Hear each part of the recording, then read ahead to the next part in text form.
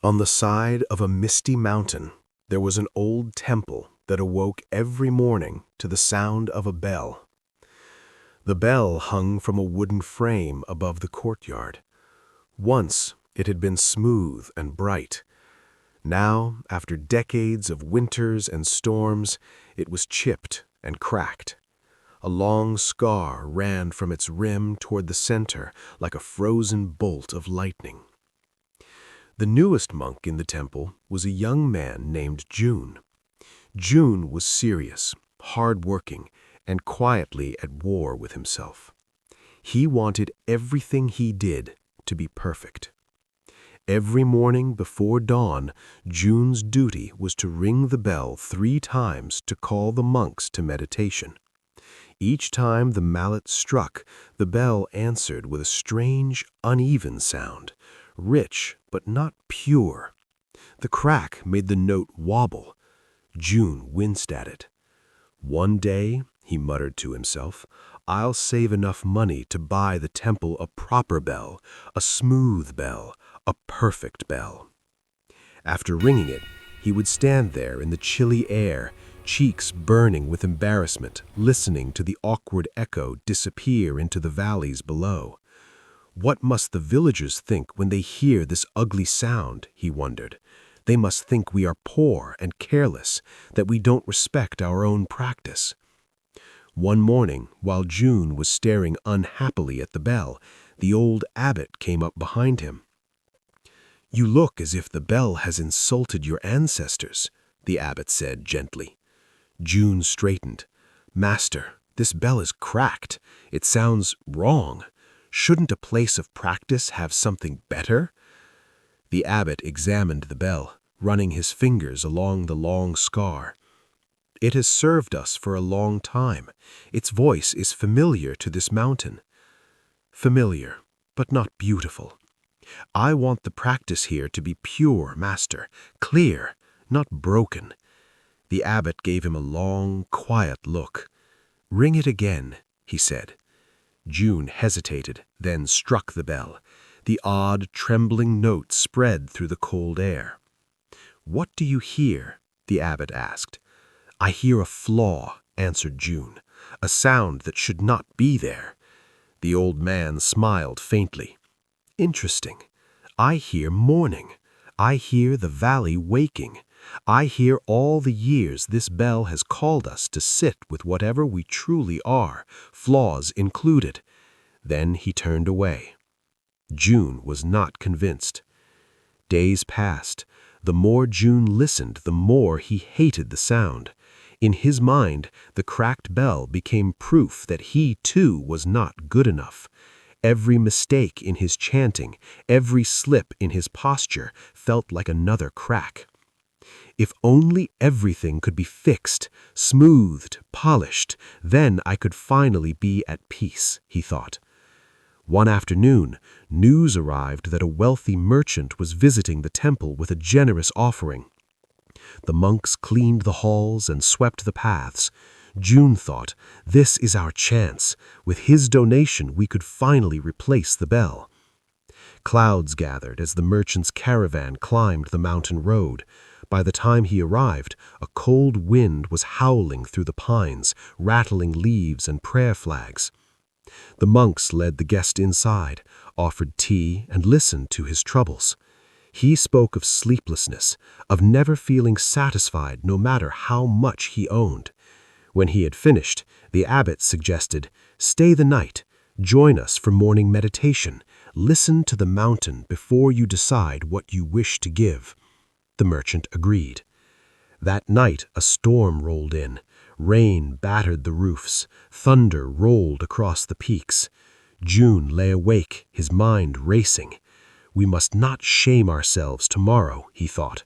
"If the merchant hears that cracked bell, he'll think we are poor and careless. He'll never give enough to replace it."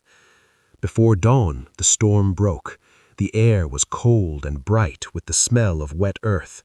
Clouds dragged their heavy bodies across the sky, opening here and there to reveal strips of pale light. June went to the courtyard with the wooden mallet in his shaking hand. The merchant stood under the eaves, wrapped in a thick cloak, watching. June looked from the cracked bell to the guest, then back to the abbot, who waited in the doorway. "Master, perhaps today we could skip the bell. The storm has already woken everyone." The abbot shook his head. "The bell has its work to do, and so do you." June swallowed. He raised the mallet. For a moment he considered striking the bell softly so its flaw wouldn't show, but that left a sour taste in his mouth. Half measures always did. He took a deep breath and swung with his full strength. The mallet met the metal with a deep, resonant thud. The bell's cracked voice rang out louder than he had ever heard it. The note wavered, rose, sank, then spread in ripples over the valley. It flowed through the damp air, mixing with the smell of rain and pine, echoing off wet stone. Once, twice, 3 times. June lowered the mallet, bracing himself for the merchant's disapproval. Instead, the man simply stood there, eyes slightly widened. "Strange," the merchant said finally. "I have heard many temple bells. Some are perfectly tuned, but none," pausing, searching for the word, "none have ever made me feel the way that sound just did." June glanced up, startled. "It sounded cracked to me," he blurted out. "Broken." The merchant shook his head. "It sounded honest," he said, "like a voice that has been through storms and still chooses to sing. When I heard it, I felt something loosen in my chest, as if my own life, with all its mistakes, was allowed to be here just as it is." He bowed toward the bell. "Thank you for not hiding it from me." June felt his face grow warm. Later, after the meditation, the monks gathered in the main hall. The merchant placed his offering on the altar. It was generous, more than enough to repair the roof, mend the walls, and even buy a new bell if they wished. June's heart raced. He looked at the abbot, waiting to hear the decision. The old man turned to the merchant. "Is there anything you would like this temple to do with your gift?" he asked. The merchant studied the cracked bell outside, still beaded with rain. "If I may be honest," he replied, "I hope you do not replace that bell. Its sound reminded me of something I've spent my life trying to cover up, the fact that I'm not perfect and I don't need to be. If you keep it, then every time I hear it from the valley, I'll remember this morning." The abbot smiled. "Then that is what we shall do." After the guest had gone, June approached the abbot privately. "I was so ashamed of the crack," I admitted. "I thought we needed a perfect bell to prove we were worthy, but somehow that broken sound reached him more deeply than any perfect one could." The abbot nodded. "People do not come here to be impressed," he said. "They come here to be real. A flawless bell might delight the ear, but a cracked one speaks to the heart.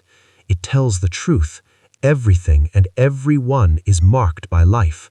We ring the bell not to hide that, but to wake up with it." June looked at the bell again. For the first time, he noticed the way the scar caught the light, how the raindrops clung to its rough edges, how its uneven tones seemed to hold both sorrow and courage at once. "Does this mean I should stop trying to improve myself?" he asked. The abbot shook his head. "Polishing is not the problem," he said. "The problem is believing you must be polished before you are worthy of being heard.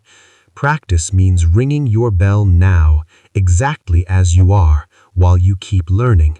The crack does not disqualify you. It is part of your sound." From then on, June still practiced diligently. He still corrected his posture, learned the scriptures, and tried to speak more kindly. But each morning when he lifted the mallet, he no longer prayed for the bell to sound perfect. Instead, he prayed for it to sound true. As the years went by, people in the valley came to love the temple's uneven, trembling bell. Some said that on difficult mornings, its voice felt like a hand on their shoulder, reminding them they didn't have to wait for a perfect day before they could begin again. And each time June rang it, he remembered, "You are allowed to show up with your cracks. You do not have to hide your past to be useful. Your life, exactly as it is, can wake someone else." If this story spoke to you, don't wait until you feel perfect to ring your own bell. Start with what you have, where you are, today. And if you know someone who is stuck waiting until they are ready before they move forward, share this story with them so they can remember that their cracks do not disqualify them. They are part of the sound the world is waiting to hear.